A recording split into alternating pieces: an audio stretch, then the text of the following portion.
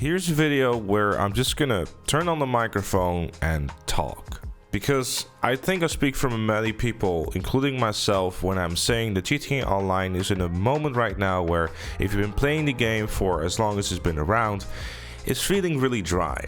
Expanded and Enhanced really didn't add anything significant to the game to really give a new spark and new life. When they look back at the previous time they re-released the game, there was a heap more stuff that they added to it.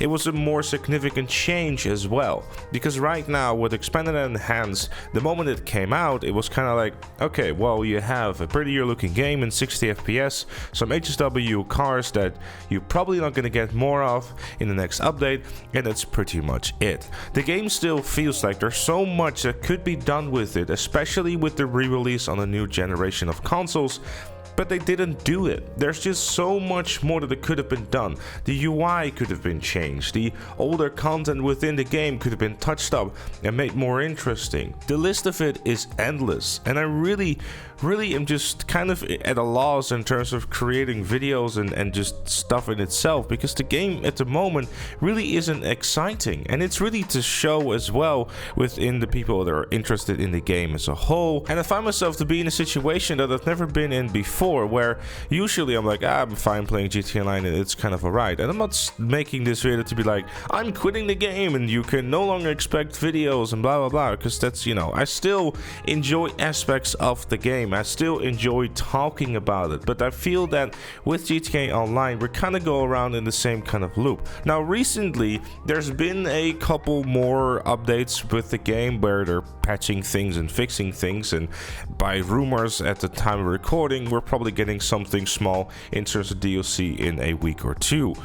But is it really going to be enough? The game is 9 years old, or nearing up to be 9 years old. Is the game really gonna stay alive enough to really justify having 2 updates a year? It just simply isn't enough in a game that is this old. Now granted, it makes complete sense why Rockstar is doing this, because effectively the game is probably surviving on people just playing the game casually, buying shard cards and logging in here and there. When you have millions of players, you really don't have anything to worry about. But even for those newer players, and with a competitive market that is the games industry, the game really needs more frequent updates and more frequent things to really excite people to go back into the game. And I think it goes without saying that if you look at stuff like on YouTube as well as across the board, GTA Online, this doesn't really feel exciting at the moment. Like, I find myself wondering, like, what's next for this game? Like, there's still so much that they can do with it,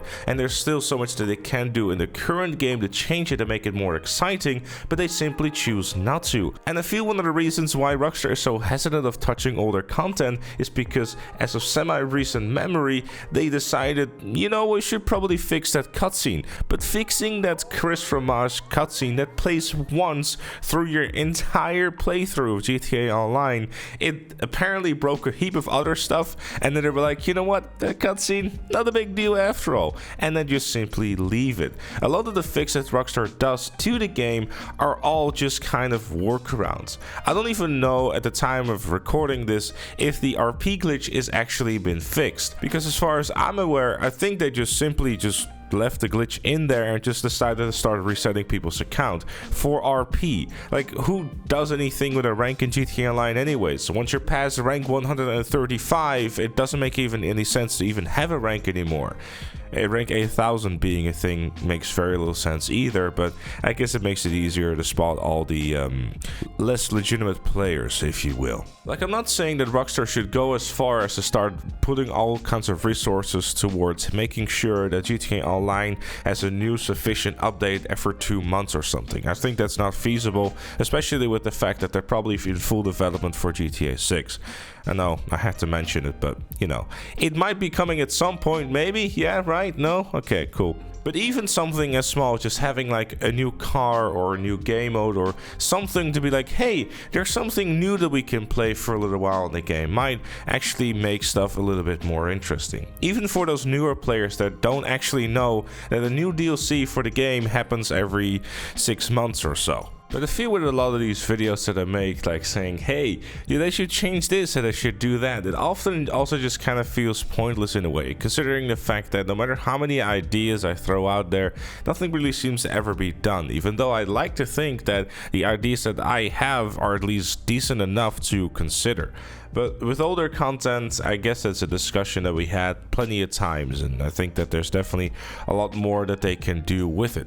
If anything, they might be able to just simply learn from it. But I feel that if you look at the previous year of updates that we had, it was the Tuners update and the Contract DLC. Now, granted, those two updates were sufficient and they were quite good. But if you look at the time of the release of them, it was in July and in December. Which, if you really want to go and sit there and waiting until July for a sufficient update, I don't know about you, but that's gonna be quite a long wait. A game that is as old as this and getting updates as infrequent as it is with this is kind of not going to cut it. Having event weeks that give you quadruple cash in RP as a new thing in town is nice, but if you don't really have anything new to spend your money on, what's entirely the point? Especially when everyone still thinks that Kyberiko is the one and be all activity to do in the game in order to make some money.